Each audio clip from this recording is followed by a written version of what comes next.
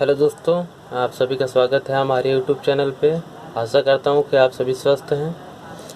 विश्वा क्लासेस की तरफ से आप सभी को जन्माष्टमी की हार्दिक शुभकामनाएं।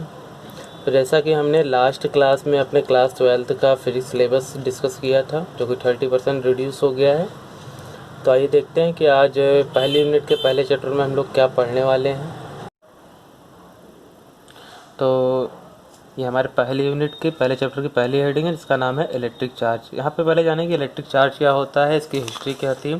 आज से लगभग 2500 वर्ष पूर्व एक प्रसिद्ध यूनानी दार्शनिक थे जिनका नाम था थेल्स। उन्होंने देखा कि जब अंबर की नामक पदार्थ को ऊन से रगड़ते हैं तो उसमें एक ऐसे प्रॉपर्टी आ जाती है कि वो छोटे छोटे कागज़ के टुकड़े तिनके आदि को अपनी तरफ आकर्षित करने लगता है। ऐसा हमने बचपन में भी कर रखा है। जब हम लोग छोटे होते हैं तो याद होगा आप सभी को कि स्केल को आप रगड़ते थे अपने बालों पर और कागज़ के टुकड़े बिखेर देते सीट पे और धीरे धीरे वो स्केल की तरफ आकर्षित होने लगते थे। तो हम सभी समझते थे कि मैजिक, यहाँ पे कोई भी मैजिक नहीं है, ये सभी हमारी साइंस है। तो ये जो यूनानी दार्शनिक थेल्स थे, इनकी परिकल्पना को 2000 सालों तक किसी ने कोई मान्यता नहीं दी, लेकिन सन 1600 में डॉक्टर गिलबर्ट्स, जो कि इंग्लैंड के एक महान साइंटिस्ट थे, इन्होंने परिकल्पना दी और देखा कि कई सारे पदार्थ, केवल अंबर नहीं, कई सारे पदार्थ जैसे कांच हुआ, अबनूस की लकड़ी हुई, गंधक हुआ, लाख हुआ आदि को भी रगड़ते तो इनके अंदर भी आग के हल्की वस्तुओं को आकर्षित करने का गुण आ जाता है। पदार्थों का यह गुण रगड़ने के कारण प्राप्त होता है। मन में बात आती है कि ऐसे कैसे हो सकता है कि किसी भी चीज़ को रगड़े उसके अंदर आकर्षण का गुण आ गया। तो अभी इस बात को हम लोग इलेक्ट्रॉन थ्योरी में पूरी तरीके से समझेंगे। फिर बात आती है कि चार्जेस सर कितने तरह के होते हैं। हमने सुन रखा है धन चार्ज और ऋण आवेश, ऋण चार्ज होता है, मतलब धनात्मक आवेश ऋणात्मक आवेश के बारे में जान रखा है कि पॉजिटिव नेगेटिव चार्ज होते हैं।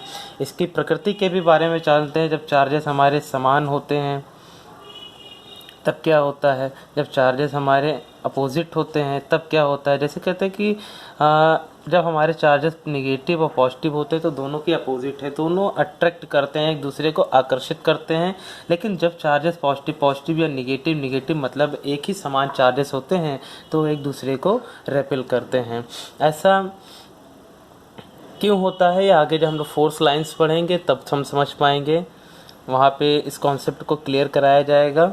तो अभी इतना ही जानते हैं कि हमारे पास दो चार्जेस हैं, अगर वो अपोजिट हैं तो एक दूसरे को अट्रैक्ट करेंगे, अगर दोनों सेम है तो एक दूसरे को रेपेल करते हैं। इसी क्रम में हम सभी लोग धनात्मक ऋणात्मक आवेश की परिकल्पना के आगे बढ़ते हैं और इलेक्ट्रॉन थ्योरी की तरफ डिस्कस करते हैं। इसी क्रम में हम बात करते हैं इलेक्ट्रॉन सिद्धांत की। आइए समझते हैं कि इलेक्ट्रॉन सिद्धांत के आधार पर आवेश कैसे काम करते हैं, कैसे पॉजिटिव और नेगेटिव होते हैं। जैसा कि हम जानते हैं कि बात इलेक्ट्रॉन की हो रही है तो प्रोटॉन की भी होगी। और कोई भी पदार्थ छोटे छोटे परमाणुओं से मिलकर बना होता है। हमको पता है कि परमाणुओं के मध्य में जो भाग होता है इसमें हमारा न्यूट्रॉन और प्रोटॉन होता है और इसके चारों तरफ इलेक्ट्रॉन चक्कर लगाते हैं अपनी कक्षाओं में।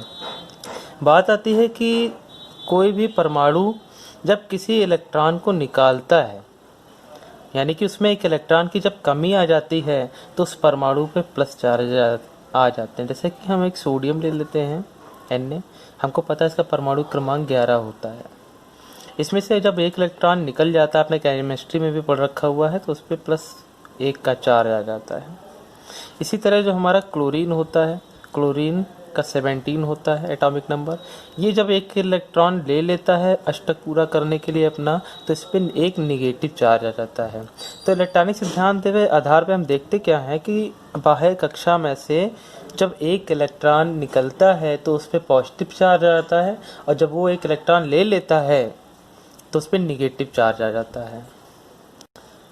अतः हमको समझना चाहिए कि जब कोई परमाणु किसी से इलेक्ट्रॉन ले लेता है तो उस पर ऋणात्मक चार्ज, और जब इलेक्ट्रॉन दे देता है तो उस पर धनात्मक चार्ज आ जाता है। इसी तरह हमारे इलेक्ट्रॉनिक आवेश पे होता है। जब हम किसी कांच की छड़ को ऊन पे रगड़ते हैं तो उसमें से कुछ आवेश हमारा ऊन पे चला जाता है जिससे वो पॉजिटिव चार्ज हो जाती है। लेकिन इसी क्रम में हम देखते हैं कि आबनूस की छड़ को जब बिल्ली की खाल पे रगड़ते हैं तो वो ऋणात्मक आवेश हो जाता है। क्यों? क्योंकि बिल्ली की खाल के ऊपर से कुछ इलेक्ट्रॉन आबनूस की लकड़ी पे चले जाते हैं। इस प्रकार कांच की छड़ और अगर आबनूस की लकड़ी को आसपास रखा जाए तो एक दूसरे को आकर्षित करते हैं। क्रम में बात आती है कि वैद्युत आवेश के इसी में हमारी अगली हेडिंग है वैद्युत आवेश का संरक्षण। जब हम लोग वैद्युत आवेश संरक्षण की बात करते हैं तो हमें सबसे पहले ऊर्जा संरक्षण का नियम आ जाता है, जिसमें लिखा होता है कि ऊर्जा को ना तो उत्पन्न किया जा सकता है ना ही नष्ट किया जा सकता है। ऊर्जा के केवल एक रूप को दूसरे रूप में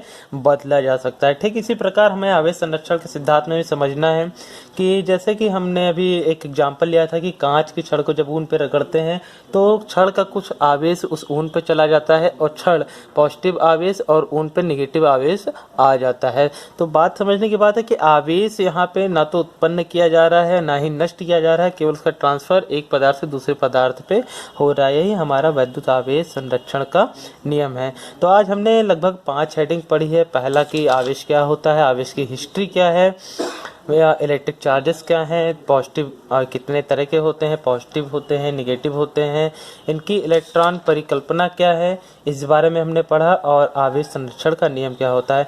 चलिए दोस्तों, अगले लेक्चर में हम पढ़ेंगे कि कूलॉम्स लॉ क्या होता है, उसके लिमिट्स क्या होती हैं, कैसे काम करता है, फोर्स लाइंस क्या होती हैं। तो दोस्तों, जाते जाते आप सभी को एक बार फिर से जन्माष्टमी की हार्दिक शुभकामनाएं। अगले वीडियो के लिए हमारे चैनल को लाइक करें, सब्सक्राइब करें और अपने सुझाव अवश्य देते रहें।